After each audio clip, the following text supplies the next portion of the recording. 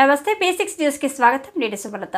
జర్నలిస్టులను బెదిరించడం, దాడులు చేయడం బీఆర్ఎస్ పార్టీ నాయకులు మానుకోవాలని రాష్ట్ర ఎంపీపీల ఫోరం అధ్యక్షుడు గట్కేసర్ మండల్ ఎంపీపీ ఏనుగు సుదర్శన్ రెడ్డి హితవు పలికారు. మేడ్చల్ జిల్లా గట్కేసర్ మున్సిపాలిటీకి చెందిన దిశ రిపోర్టర్ను బీఆర్ఎస్ నాయకుడు గోవింద్ ఫోన్లో బెదిరించడాన్ని తీవ్రంగా ఖండించారు. ఈ మేరకు తన చాంబర్లో ఏర్పాటు చేసిన విలేకరుల సమావేశంలో మాట్లాడుతూ పత్రికా విలేకరులు ప్రభుత్వానికి ప్రజల మధ్య వారధులు లాంటి వారని, పత్రికా విలేకరులపై దాడులు చేయడం, బెదిరింపు కాల్స్ చేయడం సరైన పద్ధతి కాదని అన్నారు. ఇలాంటి వార్తలపై కఠిన చర్యలు తీసుకోవాలని డిమాండ్ చేశారు. ముఖ్యంగా ఈ సంబంధించిన విషయంలో దిశ రిపోర్టర్ అయిన కిరణ్ గారిపై ఒక వ్యక్తి టీఆర్ఎస్ నాయకుడు భయభ్రాంతులు గురి చేసే విధంగా అతని మాటలు విన్నాం. చంపుతాం, నువ్వు ఎక్కడ నువ్వో చెప్పు, నీ ఇంటికి వచ్చి చంపేస్తా అని మాటలు మాట్లాడుతూ ఉన్నారు. ఇది నేను తీవ్రంగా ఖండిస్తా ఉన్నా.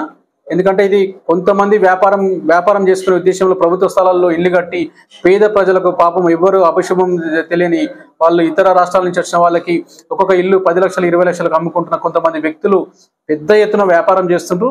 దీనిపై అధికారులు కూడా చూసి చూడనట్టుగా వాళ్ళు ఉన్నారు. పత్రికల్లో వచ్చిన దానిపై స్పందన కోసమే ఏదో నామమాత్రంగా చేస్తూ ఉన్నారు.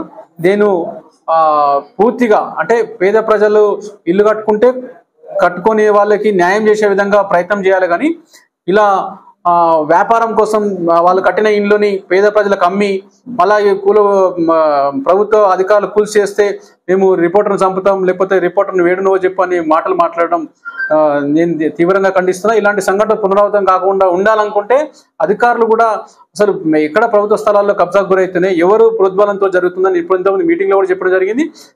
ఇక క్లియర్గా చెప్తున్నా, దీని వెనకాల పేద ప్రజలు ఎవరు స్వచ్ఛందంగా వచ్చి కట్టలేరు. వాళ్ళు పైసలు ఇచ్చి కొనుక్కుంటున్నారు నాయకునికి. వాళ్ళు ఇల్లు కట్టడానికి మళ్ళీ 2-3 లక్షలు ఖర్చు చేసి వాళ్ళు ఒక ప్రయత్నం అంటే ఒక 10-12 లక్షల రూపాయలు ఖర్చు చేస్తే వాళ్ళు ఒక ఇల్లు కట్టుకుంటున్నారు. దానికి అంత కారకుడు ఎవడంటే ఇక వెనుక ఉండే నాయకుడు ఎవడైతే ఉన్నాడో ఈ కొంతమంది రాజకీయ నాయకుల సహకారం అంటే వాళ్ళ సొంత లాభాల కోసం ఇటువంటి ప్రయత్నాలు చేస్తున్నారు. ఏదేమైనా కూడా ప్రజలకు అన్ని సమస్యలపై రోజు తమ వంతు ప్రయత్నంగా పత్రికా రిపోర్టర్లు వాళ్ళు పనిచేస్తూ ఉన్నారు. కానీ ఎవరి మీద వ్యక్తిగతంగానో లేకపోతే టార్గెట్ చేసి రాయడం లేదు. ఎందుకంటే చాలా చూస్తూ ఉన్నాం, పేద ప్రజలే ఈరోజు నష్టపోతూ ఉన్నారు. ఇప్పుడు అతను కొనుక్కున్న డబ్బులు తీసుకున్నాడు మంచిగానే ఉన్నాడు, డబ్బులు ఖర్చు అంటే పేదోడు నష్టపోతూ ఉన్నాడు.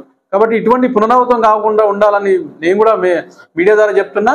మరొకసారి పత్రికా విలువలకు ఎక్కడ ఉన్నవాడు ఎటువంటి అంటే అసభ్య పదజాలం కానివ్వండి, లేకపోతే దాడి చేసే ప్రయత్నం ఎవరు చేసినా తీవ్రంగా ఖండిస్తూ ఉన్నా. ప్రభుత్వంలో అవినీతి అక్రమాలు పెద్ద ఎత్తున నియోజకవర్గాలు జరిగినాయి. అలానే కంటిన్యూ చేద్దామని కొంతమంది నాయకులు ప్రయత్నం చేస్తున్నారు. పేద ప్రజలకు ఒకటే చెప్తా ఉన్నా, మీరు ఎవ్వరి మాటలు నమ్మొద్దు. ఎందుకంటే వాళ్ళు పైసలు దండుకోవడమే టార్గెట్గా పెట్టుకొని పేద ప్రజల అమాయకత్వాన్ని వాళ్ళు ఆసరగా చేసుకొని ఈరోజు తక్కువ ధరకి ఇస్తాం, 5 లక్షలకు 10 లక్షలకు ఇల్లు ఇస్తామని చెప్పి వాళ్ళు అమ్ముతున్నారు. ఎటువంటి పరిస్థితుల్లో మీరు అటువంటి ఇల్లు కొనుక్కోకండి.